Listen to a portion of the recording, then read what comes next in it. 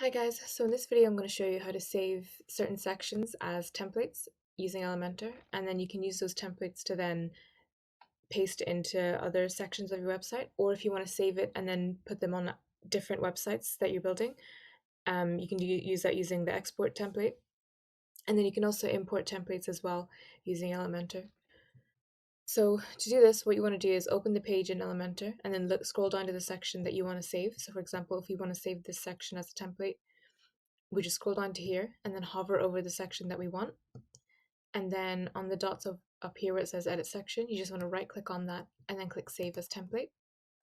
And it's going to ask you to give it a name, and then it'll save to your library template. So I would write something a bit descriptive and meaningful to you, so you know what it's going to look like just by reading the title.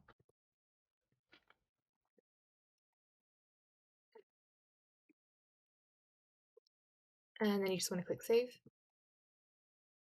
And this is your template library here, and you can see the new section has been saved here, and it also shows the other templates that you have,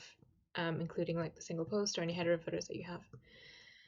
So now that you've created it, what you would do if you wanted to export it, you would just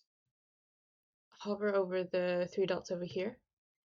click on that, and then just click export, and you'll see the file being exported here. Another way to export it would be if you come to your dashboard and hover over templates and click on save templates. You'll see the section template saved here, learn more call to action, and what you want to do is just click export template and it'll export the template that way. So now if I come to a different site and I decide I want to import that template, what I would do is go into templates, click on save templates, and then where it says add new, where it says import templates, you would just choose file and then click on the file that we just exported, which is the call to action template that we exported, and then click import now. And you'll see here it shows up here, and if we go into view,